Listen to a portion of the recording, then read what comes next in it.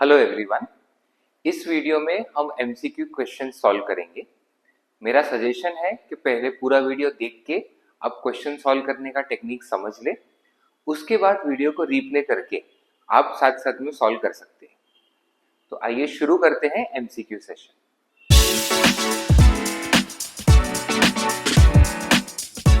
यहाँ पे मैंने 4 क्वेश्चंस लिखे हुए हैं, एक एक क्वेश्चन पढ़ के उसको समझ के सॉल्व करते हैं।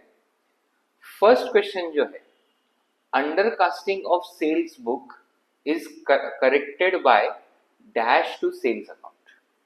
अब सबसे पहले इसका मतलब समझते हैं।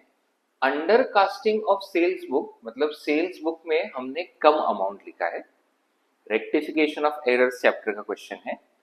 एंड सेल्स बुक का यहाँ पे होता है क्रेडिट बैलेंस, बिकॉज सेल्स एक इनकम है। तो अगर हमने सेल्स को अंडरकास्ट किया है तो वापस उसको बढ़ाना पड़ेगा अमाउंट। अकॉर्डिंगली क्रेडिट बैलेंस होने की वजह से हम सेल्स बुक को क्रेडिट ही करेंगे। तो इसका आंसर हो जाएगा by crediting sales account. Next question, net profit amounted to 2,42,000, managers commission 10% of net profit after charging such commission, net profit after commission will be. अब ये क्वेश्चन सॉल्व करने के पहले मैनेजर्स कमीशन आफ्टर और before charging such commission, ये दो concept हम short में डिस्कस करते हैं।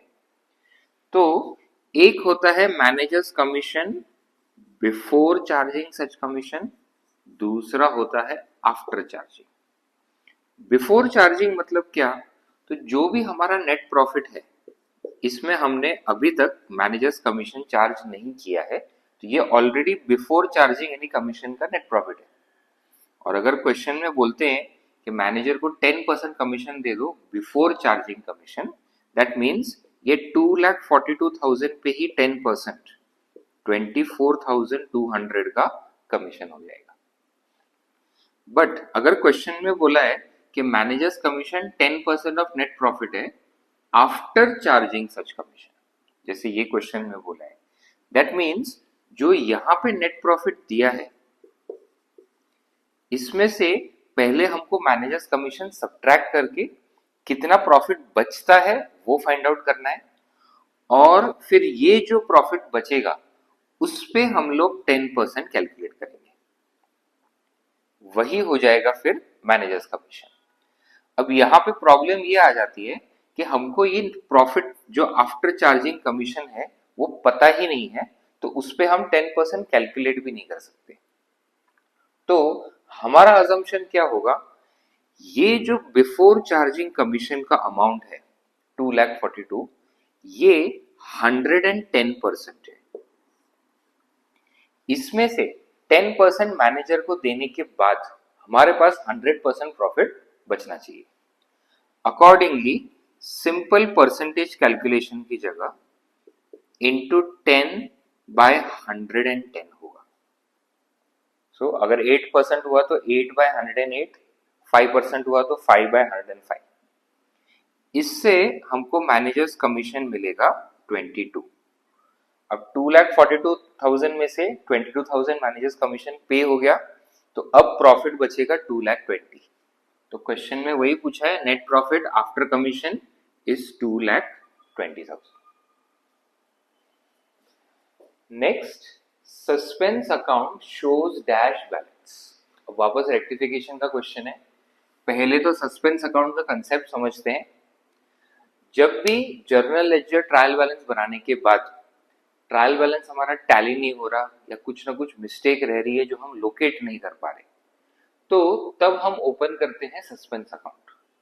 तो अगर ट्रायल बैलेंस में डेबिट साइड टैली नहीं हो रहा तो डेबिट में ओपन कर देंगे, क्रेडिट नहीं हो रहा तो क्रेडिट में कर देंगे। That means suspense account debit balance भी हो सकता है, क्रेडिट बैलेंस भी हो सकता है। तो इसका आंसर हो जाएगा both. Next question, 15% bank loan 40,000, interest paid 4,500, interest debited to P&L account will be. अब हमने बैंक लोन लिया हुआ है, 40,000 का बैंक लोन है, इंटरेस्ट ऑन 40,000 6,000 रुपीज होते हैं, बट उसमें से हमने इंटरेस्ट पे किया है सिर्फ 4500। अब P&L अकाउंट में जब एक्सपेंस डेबिट होगा तो इस साल का पूरा ही एक्सपेंस डेबिट होता है, सिर्फ जो इंटरेस्ट पे किया है, जो एक्सपेंस पे किया है उतना ही नहीं। तो जो आउटस्टैंडिंग एक्सपेंस है 4500 प्लस 1500, टोटल एक्सपेंस 40,000 का 15% 6000 ही P&L में रिकॉर्ड होगा। सो यहां का आंसर हो जाएगा 6000। सो ये था अपना MCQ सेशन। अकाउंट से रिलेटेड अलग अलग टॉपिक्स पे ऐसे वीडियोस हम लोग लाते रहेंगे, तो चैनल को फॉलो करें और हर अपडेट के साथ जुड़े रहें। मिलते हैं अगले वीडियो में, तब तक पढ़ते रहें।